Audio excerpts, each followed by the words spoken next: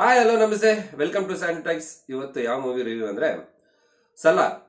ಈ movie online ಕತೆ ಏನಪ್ಪಾ ಅಂತಂದ್ರೆ, ಸೊ ನಮ್ಗೆಲ್ಲರಿಗೂ ಈ ಟ್ರೈಲರ್ ನೋಡಿದಾಗಲೇ ನಮ್ಗೆ ಅನ್ಸೋದು ಎಲ್ಲೋ ಉಗ್ರಮ್ದೇ ರೀಮೇಕ್ ಮಾಡೋರೆ ಅನ್ನೋ ತರ ಎಲ್ಲರಿಗೂ ಫೀಲ್ ಆಗುತ್ತೆ. ನನಗೂ ಕೂಡ ಹಂಗೆ ಅನಿಸ್ತು.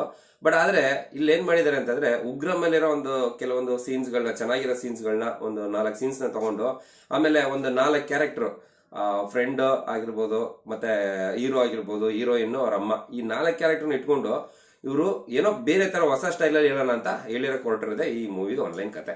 ಈ ಸಿನಿಮಾಗೆ ಐಕ್ ಬರಕ್ ಕಾರಣನೇ ಪ್ರಶಾಂತ್ ನೀಲ್ ಅವರು. ಯಾಕಂದ್ರೆ ಪ್ರಭಾಸ್ ಅವ್ರದ್ದು ಹಿಂದ್ಗಡೆ 3 ಮೂವಿ ಏನಾಯ್ತು ಅಂತ ಎಲ್ಲರಿಗೂ ಗೊತ್ತು. ಸೊ ಈ ಸಿನಿಮಾ ಹೇಗಿದೆ, ವೈಲೆನ್ಸ್ ಅಲ್ಲಿ ವಿಚಾರದಲ್ಲಿ ಹೇಳಿದ್ರೆ KGF 2 ಅಲ್ಲಿ ಹೇಳ್ದಂಗೆನೆ violence violence violence I can't avoid ಅಂದಂಗೆನೆ, KGF ಅಲ್ಲಿ ಇರುವಂತ ವೈಲೆನ್ಸ್ ಗಿಂತನೂ ಇದು 4 ಪಟ್ಟು ಜಾಸ್ತಿ ಇದೆ ಅಂದ್ರೆ ಅರ್ಥ ಮಾಡ್ಕೊಳ್ಳಿ. ಈ ಸಿನಿಮಾದಲ್ಲಿ ಹೀರೋಗೆ ತುಂಬಾ ಕೋಪ ಬರುತ್ತೆ. ಕಾರಣ ಯಾಕಂದ್ರೆ ತುಂಬಾ ಖಾರ ತಿಂತಾ ಇರ್ತಾರೆ ಅಂತ ತೋರಿಸಿದ್ದಾರೆ ಡೈರೆಕ್ಟ್ರು. ನನಗೆ ಯಾಕೋ ಪ್ರಶಾಂತ್ ನೀಲ್ ಅವ್ರು ತುಂಬಾ ಖಾರ ತಿಂತಾರೆ ಅಂತ ಅನ್ಸುತ್ತೆ. ಹಂಗಾಗಿನೇ ಸಿಕ್ಕಾಬಿಟ್ಟೆ ಇಲ್ಲಿ ವೈಲೆನ್ಸ್ ಇಟ್ಬಿಟ್ಟಿದ್ದಾರೆ. ಇನ್ನು ಈ ಸಿನಿಮಾದ ಪಾರ್ಟ್ 2 ಬೇರೆ ಮಾಡ್ತೀನಿ ಅಂತ ಹೇಳಿದ್ದಾರೆ ಪ್ರಶಾಂತ್ ನೀಲ್ ಅವರು. ಸೊ ಇನ್ನು ಎಷ್ಟರ ಮಟ್ಟಕ್ಕೆ ಖಾರ ತಿನ್ಕೊ ಬಂದ್ ಮಾಡ್ತಾರೆ ಅನ್ನೋದನ್ನ ನಾವು ವೆಯ್ಟ್ ಮಾಡಿ ನೋಡ್ಬೇಕು.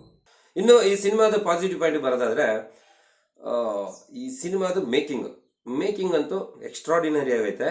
ಅದಲ್ಲದೆ ಇನ್ನೊಂದು ವಿಚಾರ ಹೇಳ್ಬೇಕು ಅಂತಂದ್ರೆ, ಪ್ರವಾಸ್ ಫ್ಯಾನ್ಸ್ಗಳಿಗೆ ಬಹಳ ಏನೋ ಒಂದು ಹಬ್ಬ ಇದ್ದಂಗಿರುತ್ತೆ. ಯಾಕಂದ್ರೆ ಆ ಮಟ್ಟಿಗೆ ಇಲ್ಲಿ ಈ ಸಿನಿಮಾದಲ್ಲಿ ಬಿಲ್ಡಪ್ ಕೊಟ್ಟಿದ್ದಾರೆ. ಸೊ ಅವ್ರಿಗೆ ಅಂತಲ್ಲ, ಬೇರೆ ಯಾರೇ ಹೋಗ್ಲಿ, ಪ್ರಭಾಸ್ ಫ್ಯಾನ್ಸ್ ಇಲ್ದೇನೆ ಬೇರೆ ಯಾರಾದ್ರೂ ಕೂಡ, ಯಾವ್ದೇ ಬೇರೆ ಫ್ಯಾನ್ಸ್ ಆಗಿದ್ರು ಕೂಡ ಈ ಸಿನಿಮಾದಲ್ಲಿ ಅವ್ರು ಕೊಟ್ಟಿರೋಂಥ ಬಿಲ್ಡಪ್ ನೋಡಿದ್ರೆ ಬಹಳ ಇಷ್ಟ ಆಗುತ್ತೆ. ಯಾಕಂದ್ರೆ ಹೀರೋಗೆ ಅಷ್ಟ್ರ ಮಟ್ಟಿಗೆ ಒಂದೊಂದು ಸೀನ್ ಬಿಲ್ಡಪ್ ಕೊಡೋದು ನೋಡಿದ್ರೆ ನಮಗೆ ಮೈ ಜೂಮ್ ಅನ್ನತ್ತೆ.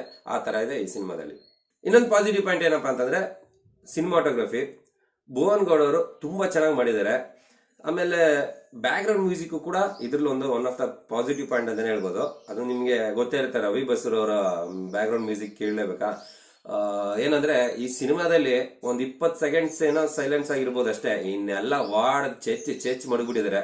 ಸೊ ಅದು ಒಂದು ಈ ಸಿನಿಮಾಗೆ ಒಂದು ಪ್ಲಸ್ ಅಂತಾನೆ ಹೇಳ್ಬೋದು. ಆಮೇಲೆ ಇನ್ನು ಸೆಟ್ ವರ್ಕ್ ಬಗ್ಗೆ ಹೇಳ್ಬೇಕು ಅಂತಂದ್ರೆ, KGF ಅಲ್ಲಿ ಏನ್ ಮಾಡಿದ್ರು ಅದೇ ರೀತಿ ನಮ್ಗೆ ಇಲ್ಲೂ ಸಿಮಿಲಾರಿಟಿ ಕಾಣಿಸಿದ್ರು, ಬಟ್ ಇಲ್ಲೂ ಕೂಡ ತುಂಬಾ ಚೆನ್ನಾಗೇ ಮಾಡಿದ್ದಾರೆ. ಇನ್ನು ಈ ಸಿನಿಮಾದ ಸ್ಕ್ರೀನ್ ಪ್ಲೇ ಬಗ್ಗೆ ಹೇಳಲೇಬೇಕು. ಸೊ ಇದೊಂಥರ ಪಾಸಿಟಿವ್ ಅಲ್ಲ, ನೆಗೆಟಿವ್ ಅಲ್ಲ.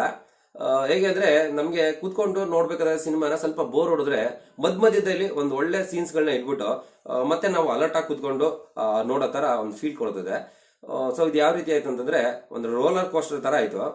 ಸೊ ಇದು ನಮಗೆ ಡೈರೆಕ್ಟರ್ದು ಬ್ರಿಲಿಯನ್ಸಿ ಇಲ್ಲೇ ಗೊತ್ತಾಗ್ಬಿಡ್ತದೆ. ಇನ್ನು ಈ ಸಿನಿಮಾದಲ್ಲಿ ಆಕ್ಷನ್ಸ್ ಅಂತೂ ತುಂಬಾ ಚೆನ್ನಾಗಿದೆ. ಆದ್ರೆ ಏನ್ ಬೇಜಾರಂದ್ರೆ ಹೆವಿ ವೈಲೆನ್ಸ್ ಆಯ್ತು. ಈ ಮೂವಿಲಿ ಎಷ್ಟು ಜನನ ಕೊಚ್ಚಾಕ್ತಾರೆ ಅನ್ನೋದೇ ಗೊತ್ತಾಗಲ್ಲ. ಸೊ ಇದೇನಾಗುತ್ತೆ, ಕ್ಲಾಸ್ ಆಡಿಯನ್ಸ್ ಗಳಿಗೆ ಸ್ವಲ್ಪ ತುಂಬಾ ವೈಲೆನ್ಸ್ ಆಗೋಯ್ತಲ್ಲ ಅನ್ನೋ ತರ ಎಲ್ಲರಿಗೂ ಅನ್ಸುತ್ತೆ. ಬಟ್ ಇದು ನಾ ಈ ವೈಲೆನ್ಸ್ ಎಲ್ಲ ತಡ್ಕೊಂಡು ಈ ಸಿನಿಮಾ ನೋಡ್ತೀನಿ ಅಂತ ಅನ್ನೋರಿಗೆ ಇದೊಂದು ಒಳ್ಳೆ ಸಿನಿಮಾನೇ. ಓವರ್ ಆಲ್ ಈ ಸಿನಿಮಾ ಹೇಗಿದೆಯಪ್ಪ ಅಂತ ನೀವು ನನ್ನ ಕೇಳಿದ್ರೆ, ಪ್ರಭಾಸ್ ಅವರ ಹಿಂದಿನ 3 ಸಿನಿಮಾ ಕಂಪೇರ್ ಮಾಡಿದ್ರೆ ಇದು ಬೆಟರ್ ಸಿನಿಮಾ. ಇದೇ ಪ್ರಶಾಂತ್ ನೀಲ್ ಅವ್ರಿಗೆ ಹಿಂದಿನ 3 ಸಿನಿಮಾ ಕಂಪೇರ್ ಮಾಡಿದ್ರೆ ಮೋಸ್ಟ್ ವೈಲೆಂಟ್ ಸಿನಿಮಾ.